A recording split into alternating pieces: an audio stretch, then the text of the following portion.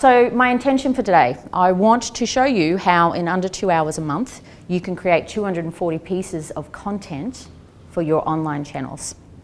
So everyone always uses the excuse when I go see them that it's time poor. You know, they never get around to their own marketing, which is fair enough. It is quite time consuming, and unfortunately it's a beast that you need to keep feeding. If you stop the activity, the outcomes go down. No sooner you get on page 1, they bury dead bodies on page 2. So you've really got to focus on being page 1, but if you don't feed that, you will go down. And it's really important that you have a clear defined strategy. I have mine mapped out 6 to 12 months in advance, and I'll be able to share that with you today. So today we're going to look at how we achieve that. And this is not about likes and, you know, how many followers you have. That's vanity. This is all about activity equals outcomes, driving lots of people that are qualified leads to your page and to your channels in order to increase conversion. If you don't sell online, I've still worked with lots of clients like Geese and Wines, which I'll give you as an example. They don't sell online, but we know that when we do activity online, sales go up in store, and you can track that now. I call it the lazy rich people who like to spend a lot of money on your social, so these are your paid advertising, and your pay-per-click, which is your Google AdWords. Does everyone spend that sort of, they got a budget for that they do? Right. Even though that is obviously part of your strategy, and you need to be looking at all three, the thing that I think is the biggest opportunity, which if you get anything from today, is these two numbers here. 57% for B2B and 41% for B2C. They are people who click on the non-paid organic listings in Google. So do we all understand the difference between the top and the bottom? Have you noticed that the organic's getting smaller and smaller? Yes, that's true. Yeah, so they want you to pay for everything to be on page 1. So I think that's untapped, and that's always my strategy. I don't want to pay per click, and the reason I get to exit my businesses at quite a high multiple is because the rest of the industry might have an average of $132 per acquisition, and mine's sitting at 18. And it's because I focus on that. So the reason why that's important is if you are someone, whether it's a service or product-based business, most people, 75%, will scope you out online before they even pick up the phone or reach out. Even if you ring and want to make an appointment as a salesperson, they're still going to check you out online. So that's the important thing. And if you have a product-based business, 4 out of 10 will choose based on reviews. Who has KPIs in their business around number of reviews that you get, that you acquire, and doing it on a regular basis? Great. So there's one person out of this group that is taking advantage of the 4 out of 10. I am ruthless. Every team member has to solicit one a week. Every 1 star that we get, we're on the phone to them and we try and get it down. We are constantly soliciting reviews because it's really important. So just so that you understand how I operate, I'm a bit of a overachiever and I love data. So I constantly track myself every month with my business coach on all my businesses against these averages. And that's how I'm performing as far as where my leads are coming from. So I would invite you to start thinking about the same thing, because the reason that it's important is because of this. Facebook ads alone have gone up 171% in the last 6 months. So that means if you want to maintain the same amount of leads, you have to increase your budget by that. And the reason for this is due to scarcity, supply and demand. Facebook have come out and said, oh, we heard you customers, you don't want more ads in your feed, we're going to take that out. But what does that mean for the rest of us? It's just a bidding war, supply and demand. So now the cost per clicks are going through the roof. And we as small businesses, even if you are, or privately owned businesses, I would say, we've had this great luxury of the big guys take a long time to get on the social media bus, right? They took a long time to pick that up because they didn't understand how to navigate it, how to govern it, how to police it. So they've taken a long time to get to this point. But now all my large corporate clients that are ASX or, you know, over 500 mil, they're all now investing heavily in social, which means we need a new game. For the people, you know, who are Under 100 mil, we need a new game. And I think it's organic. I think that's the way we need to be thinking, because they don't understand organic and they're not willing to try, because guess what? They just throw money at paid now. So I want to go, today, what I want to do is show you how we own this space. We're the innovative ones, right? We're the first people on the plane to go to Manila and put together back offices and do all that stuff. Like, this is what we do. So this is the strategy, I think, for us moving forward to win at the game. And then maybe in 5 years' time, they'll figure that out as well. And we'll all sit around and have another chat around another strategy. But I think that's really important, especially with those sorts of stats. So this is my approach. It's called the Trifecta. Unfortunately, you can't just do one. You have to do all. You have to work on, you have to have a healthy mix of paid, owned and earned. And I get that some of you have marketing managers, so this is more about you understanding the strategy so that you can direct them. Everyone blames their bloody marketing manager. It's not their fault. You set them up to fail. If you don't understand it and you can't give her him or her very clear direction, then you're not going to get the outcomes. But I can show you how I manage that as well. So basically, it's a mix of the paid. So what we're going to be talking about today is this owned, which gives you the earned. Does that make sense? And that's the sweet spot. So when everyone always says, oh my God, Tamara, what you do is magic, the way you grow these businesses to over 10 mil in under 2 years. I said, no, it's exactly the same formula every single time. But I just go in and establish what is the why, who is my target market first, which you guys should all know. And then I go about producing the content so that I'm everywhere and I own that space online. Does it make sense? Right, let's focus on that. So the funnel feeders, we all know sales funnels, they're not going anywhere. At the top, the thing that I always say is dating, sex, marriage. Don't go in and ask them for the deal up front. That's why you have long lead times. If you're in a, mining especially, it's really hard. You have to add value. 90% value add, so go in there with the intent to fix their problem. 10% suggestive sale. So think about your pre, your core, and your post product, and make sure that your pre isn't marriage. Okay, people need to experience you first in services, especially before they go signing up for a 12-month contract. Right? That's another whole conversation. But I want to talk about the funnel feeders because this is the activity that we're going to create. Now, these are all your paid things. The ones that are highlighted, we all know what they are, and I have an opinion on influencers. I don't think they're worth paying money for. I like performance-based influencers, so they get paid when they get outcomes. The italic ones are the ones that are face-to-face. So this is all the stuff you have to pay for. So you have to get really, really good at making that lean and high acquisition. What I want to talk about is the ones that are in green, which is the funnel feeders. So how many channels do you guys have on average for social? Is it 3? Does anyone have over 6? Right, you will by the end of today. So this is all you have to remember as far as the strategy. It's called EAT. You need to position yourself as the expert's authority and trusted. This comes back to that 90% value add, 10% suggestive sale, right?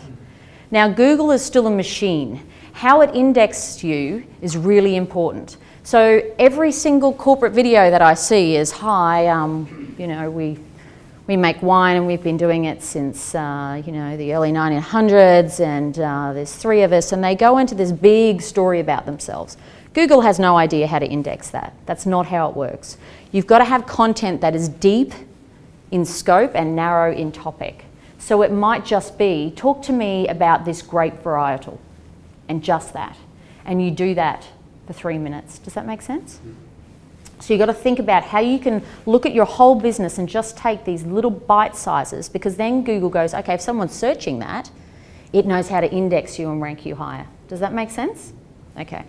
And at the end of the day, a story on you and how you started your business and all that stuff, who really cares? It's us, right? We're the only ones who care. The end consumer is just looking for an answer. Don't forget, people go to Google to type in a question of what they're looking for, so you need to index for that.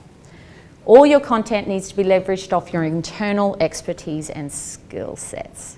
So I don't know about you, but I like to hire people that are way smarter than me, which means that they get paid a lot of money. And they're experts. Isn't that why we're in what we do, right? I actually use them as my content. They're the best people for it. They could literally talk underwater. Like my business partner in Gutsy, she is a food technologist and she is obsessed with zero sugar. She could literally talk to you about all the ways that you can make something sweet without sugar for an hour. So I've got to say, just talk to me about chicory root. Just talk to me about stevia versus this. So we get these very, very narrow topics. Does that make sense? But literally, she could talk about it for hours.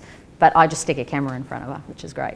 We all realise that video is now the thing, right? We all need to be doing video, not stills. If we don't, then we get penalised as far as rankings. So, and that's the way Google and all the social media channels are moving, is towards video, which just sounds like more bloody work for us, doesn't it? So we have to become their producers of content. And of course the 90% value add and the 10% suggestive sale. My job as the CEO is to identify the experts and come up with the topics. And I tend to do that around what's trending in the industry, what's topical, all those sorts of things. And then all I do is give them direction and say, right, this is what you're speaking on, and I send my cameraman in there to do the videos. From those interviews, I might interview, say, 4 people to talk on 2 topics, or they might talk on a few different topics. I always generate at least 8 videos with each setting. And then from those 8 videos, the rest is all done by this formula, which is content to convert. They take those and they turn them into podcasts. So it's just the voice. And podcasts, don't underrate podcasts. I think that's my prediction. They're the next big thing, actually, because there's not a lot of people doing them. It's not saturated like YouTube, but everyone's on the run and wants to learn. So you can get really good traction on podcasts. So we give that content legs. Everyone that I see does this video, they spend a fortune on it. It costs them $5,000 and they never give it legs. They use it once on their website and they post it on their social. That's not good enough. We need to get a better return. So what I want you to remember from today is for every $100 that you spend on producing content, you should be spending $1,000 on distributing it, whether that's paid. What do marketing agencies do? You go in there with a $50,000 budget, you don't leave with much change for distribution, right? They literally do the opposite. They're $1,000 and then you have like $100 left over. So you've got this beautiful video, but you've had 50 likes and 30 of them are your staff. You know, that's not really going to help with your acquisition. Yeah, so it's really important that we make sure that our content is getting as much exposure as possible. So we take the video, we turn it into podcasts, and then we get professional journalists to listen to that and turn that into an article or a blog.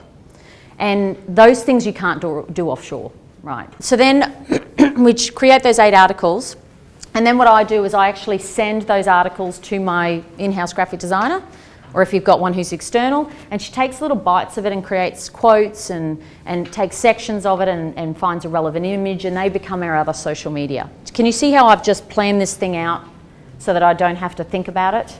That's what I want you guys to do. So how it works then is those then get saturated onto your social media channels. You can add those to your website if you have a blog that's live. So these are the bits that Content to Convert does, and these are the bits that I do in-house, right? They're the 2 activities, just to make it clear. I left this out because I really think influencers and PR, they're expensive, and I'm not sure I get the ROI on those, but that is part of a strategy if you've got a bucket load of money. Then we basically are getting all these leads and they're qualifying themselves and setting themselves through. I love the fact that I wake up in the morning and it's been America, sales overnight, and it's all just happened without me needing to do anything. That's my perfect thing. So I'm going to show you how it works, and this is why you need more than 3 channels. You need 10 at least. The reason why you need all these channels is because Google goes and has a look and says, how important are they? Where are they contributing? What are they doing? How active are they on helping people solve their problems? And then they rank you. That's basically how it works, right? So you need to be using all the channels if you want to maximize your ranking. Does that make sense? Okay. So we take this video and we put it on all these channels. Then we take the podcast and we distribute those, and then we distribute the article as well. That's for one piece of content. That's how many legs we give it. Is anybody giving their content that much legs online? No. Remember what the most expensive part of content is? The production. So we have to give it legs, right? So that's just one. Then we're going to do it with the other 4 interviews. That's 2 experts and them talking on 4 topics. That's how many distribution events you get. Remember how much time I spent? 2 hours.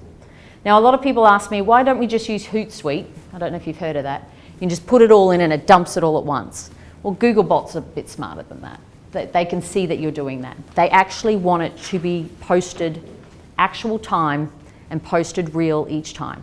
So what I've done is I've got my people in Manila and that's their job. They literally have to log in and post it based on a schedule because I know that works for Google's algorithm. So luckily my business partner in this business, in the marketing agency, he's a Google guru and he's one of only 5 people or something in the world who can actually beat the Google bot, which is cool. So he knows when to post, how to post. So it's very strategic and it's very much based on algorithm. Does that make sense? So that's what I'm doing. And then when I get a startup, like a new business, what I tend to do is I will double the activity. So when I get a new brand and I put it out there, everyone says, how do you get to like 16,000 followers in 6 months and genuine followers? And then the sales come from that. And I say because I double the content. I do twice as much to boost it. So if you've got a product launch coming out, sometimes it's good to do 8 instead of 4 a quarter, that sort of thing. Now this is where I think PR is important. This is my only strategy for PR, is what I do is, because I've got all this content, if someone's doing on the Today Tonight or whatever, something on sugar and how to read labels, I can literally go and grab something that my food tech has done, rip it out and start saturating that again online, right? Because it's relevant. And literally within an hour, I'll have a phone call and someone will say, hey, would you mind if we interview you tonight? Whereas most businesses go, hey, I can speak on that. They go to their PR person, they say, can you write me an article? It's last week's news by the time it's over. The camera crew's already out that afternoon interviewing our team. Does that make sense? So we did an article on, it was a funny one. We did an interview on catty women in business versus, us actually starting with values and working really well together. Because, we're 2 females, we actually work really well together. So we did that. We put that out, and next minute SBS is like, we really like this female founder story. How do we get you on our show? So they're doing a series, they're doing an interview with her, which is kind of cool, right? So these are the opportunities that we want. Okay, so this is the business that we were talking about. There was no marketing budget for that, so I took equity in that one and used online communities and talked about high protein and what is the difference, what is considered low sugar, why is a high protein, low carb diet important, all that sort of stuff. So we literally own the space. I knew there was no barriers to entry with this. I knew my timing was right. Don't we all agree 50% of what we do is timing? I knew my timing was right, but I needed to get market share. So that one basically grew to over 10 million under 2 years with no capital and a 0 marketing budget at the start. So it's all about getting return on investment. This is another one that I thought was really interesting. So what happened was I really love health food stores. And have you been to Whole Foods in America? Bloody cool. So you go here, but you go to the beauty section, and I'm still a 5-star hippie. I still want things to look like Chanel. So I would never pick up any of the beauty brands because they weren't to my brand liking. So I saw a real opportunity there to create something that was indie. And my whole mandate for wellness is the fact that whenever 75% of an industry is controlled by 3 people, so Revlon, Maybelline, all that sort of stuff, you get these indies that can come in. It happened with craft beer, happened with the telecoms, and basically my strategy is I create these great indie brands, I piss them off by taking market share. They can't call themselves cruelty-free because they sell in China, and now everyone wants to have cruelty-free brands, so they'll just have to buy me. It's that simple. So then they buy up the indies. So that's kind of my strategy here. So when I launched this, I did the big, heaps of content out about why hair straighteners are killing your hair, why you shouldn't use sulfate and parabens, why vegan's important, scaring people about the stuff that people put in hair care. They basically bull up all the leftover body parts of animals and they take the fat at the top, and that's in the hair care. So everyone's like, why does vegan matter? And I'm like, and a lot of bugs, female bugs, are used in makeup, which is really interesting. So, so we went online and we told the story. Next minute, does everyone know QVC? Has everyone heard of QVC? It's the biggest home shopping network in America. They turn over $8 billion. They've got their own bloody runway out at Philadelphia. So they caught up with us. They said, we love your brand. Would you like to be on QVC? We were 6 months old. Next minute, I'm in Nordstrom. Okay, I'm looking at the women now. I'm in Nordstrom. I'm in Dermstore. I'm in Hudson Bay. Like, you know, you can... Do you know how hard it is to get into those stores? So when I saw them, this is 2 years old, this business now. When I saw them last, they were like, you're 2 years old. That means we picked you up at 6 months. I'm like, yep. They said, we would never have done that. I said, well, it's not as if I'm a traditional startup. I made sure that, you know, I always have my factories to a point where they can scale and all that sort of stuff. I understand business, but the brand was so spot on and the messaging and my timing was so spot on that we got picked up. Do you see why this can be really powerful? I mean, it's in the new idea. Miley Cyrus is using it. It's fantastic. And not only that, it's hair care. So the beauty industry, you pay $2 to make the thing and you sell it for 27 US online. Boom. I like those margins. And even if retail comes to me and says, I want to take 50%, I'm still winning. It's not a bad thing. So this is another one of somebody who doesn't do selling online, but what was really important was actually they came to me, they didn't even have a Facebook page. But people consume their alcohol within about 2 hours of buying it. So we knew what our target market was. So all we needed to do was make sure that at a certain time we were showing up in their feed so that when they were walking into BWS, that's the first thing they went for. So we helped them grow their sales quite dramatically. And this is the #1 Sauvignon Blanc in America. And look at their online activity. What does that tell you? What does that tell you about that brand? What is their sales channel? Retail. Like they're not even caring about it. And I'm really into de-risking business, right? If you've only got Woolworths as 80% of your business, that's scary. And a lot of businesses, unfortunately, that is their model. But what I love is the fact that at any time I own their clients. Like they are definitely, they're not bought people from India likes. They're actually the people who drink this wine because they're constantly commenting. I mean, women love to drink wine and type. They're sharing photos, they're cheersing each other. Yeah, let's have one tonight. You know, all that sort of stuff. They're sharing. It's great. So we own them in our community. So if at any point we lose Woolworths or we've got them and we can at least go and approach them. Whereas these guys, if they lost their retail outlet, what would happen to their business? I think it's a bit of a de-risking strategy as well, and the size of your database now is really quite important on exit, and how engaged they are. So, all right. So this is another thing that I want you to put on your KPIs is this whole model around being on the page of Google 3 times actually has a 9 times click-through rate. Is when you see it a few times, doesn't it feel credible? But you know what I think is the coolest thing that I fluked was when you do, if you're in product and you do Google shopping, which costs nothing, by the way, and you only pay when you click, but you get that beautiful advertisement at the top.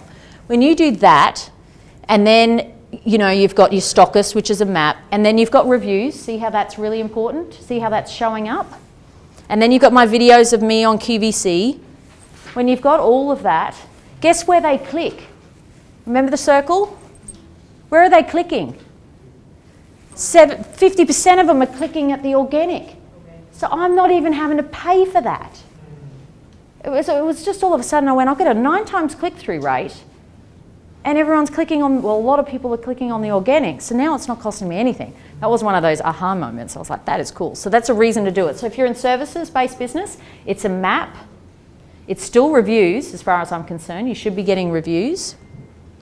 And it's obviously video and articles and stuff like that, right? So if you're a product, you want to make sure that you're on Google Shopping, reviews, and paid. So everyone's bidding on their own name, right? Everyone should at least be bidding on their own name. Okay? And you know it's illegal to bid on your competitors, right? Just making sure you know that little rule. All right, checklist. Please don't set your marketer up to fail. I know we get them straight out of uni, and by the way, their wages have doubled in the last 3 years of what you pay for a marketing grad because they're so in demand. Now they're green, and you just say, I don't know anything about marketing, off you go.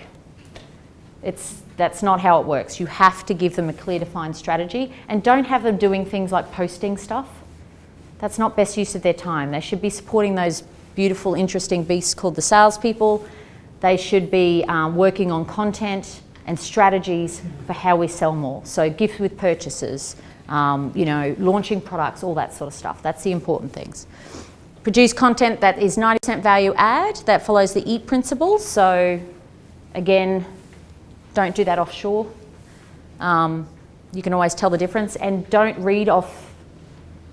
You see people where they're reading stuff, it doesn't work. It has to be off the cuff and true and honest. Remember, it's expert, authority, and trusted.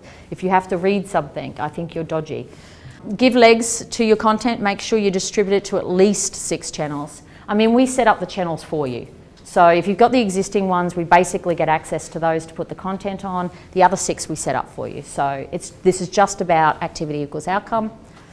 Aim to be on the front page at least 3 times through a paid, a map or shopping, and an organic to get the 9 click-through. And remember that online is ongoing. You've got to constantly feed this beast. But the return on investment is great. I can either give 50% to a retailer or I can win online. And when it's hair care, if they go in and buy it from a shop, but then they come online and keep subscribing from me, they need it every 8 weeks, right? So that's the packages. So basically, you get 4 videos a quarter. For $1,300 and all the distribution done and all the podcasts and all the articles. So I don't know how much you're paying for your current videos, but I would imagine it's more than that. So I look at it and I go, well, I get 4 professionally done videos, 4 podcasts, 4 articles, all the distribution done, set and forget. The one that's premium is more for the product-based people. So it's so one of our clients is Vast Furniture, and they weren't doing anything online, and now they're killing it, which is great. But if you're going to buy a piece of furniture, I need to see the finishing, I need to see it close up. That's called a cutaway. That takes extra to do because you've obviously got to spend the time on. But if your service is based, you only need the middle package. If your product, you really do want to see, parts of the product and people engaging with it and using it. So does that make sense?